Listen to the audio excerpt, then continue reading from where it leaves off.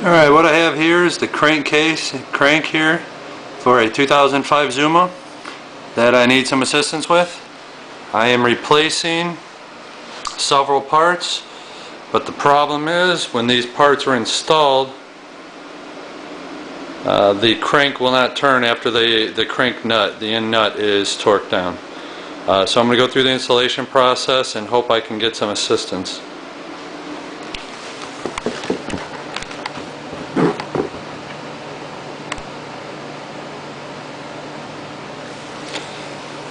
Okay, first thing I'm going to install is the thrush washer. Thrush washer goes in on the back side. Okay, everything's been cleaned. That's a little bit of lithium grease around the boss there. Next thing that I'm going to do is I got the starter gear and I got a new starter clutch. I want to put the gear into the clutch prior to installing onto the scooter. Making sure not to knock out these rollers because it can be kind of tricky to get them in. Take a little screwdriver and push in the roller, and of course one popped out. Just being careful to push it back in.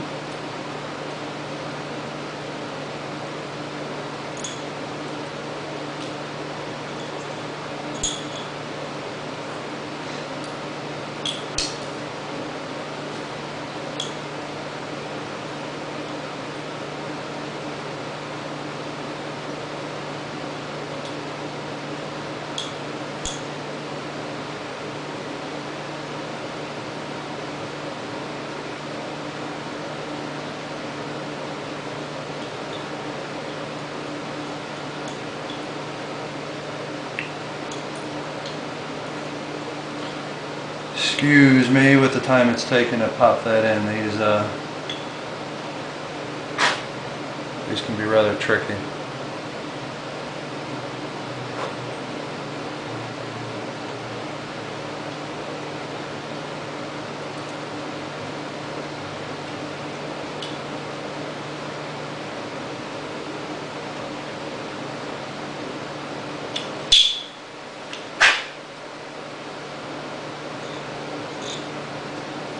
As you can see, starter clutch is sitting flush inside the gear, or on the outside of the gear, and the clutch is working properly. Grabbing one way, slipping the other. Okay. Next thing I'm going to do, I'm going to take the needle bearing, which has already been greased with white lithium grease, and then I'm going to slip this over the crank, making sure the two don't come apart. I get the needle bearing seated on the boss. Okay. As you can see, the crank turns real easy. Next thing I'm going to install is a sliding variator. Okay, this is new. Cam's new, slider's new, rollers inside are all new.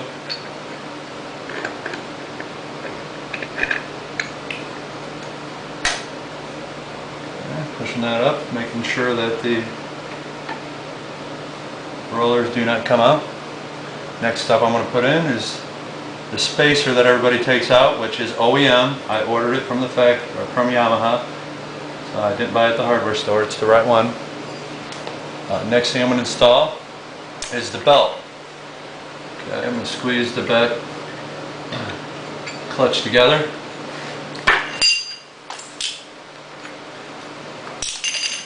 Give me enough space in the front for my belt, and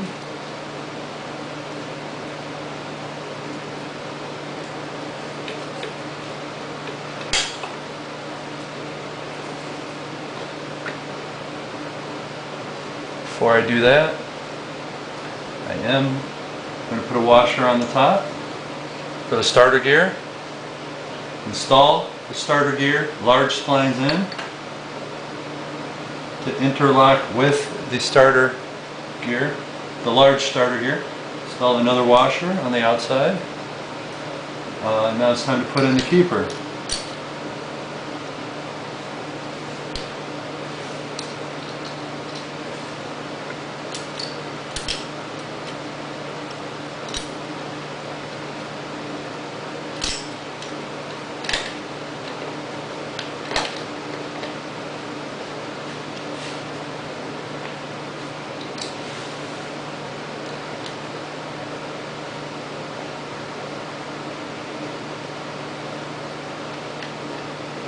snug. Okay. Now, still got some room with the belt here.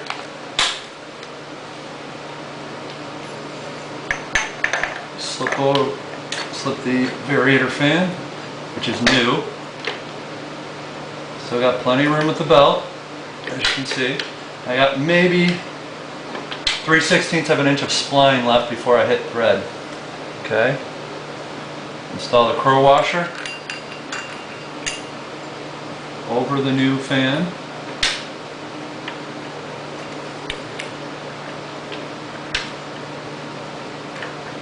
Okay. And I still have roughly 1/8 of an inch of spline left. Okay. Which is going to be consumed primarily by the one-way clutch, the Kickstarter. So we got some space. Inside, one-way clutch is basically dead even with the spline, the end of the splines.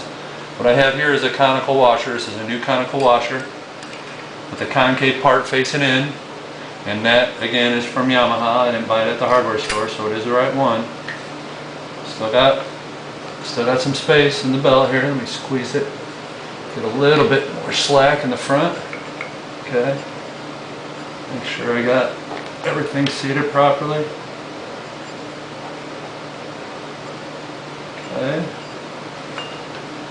Basically, the end of my crank is dead even with the end of my nut.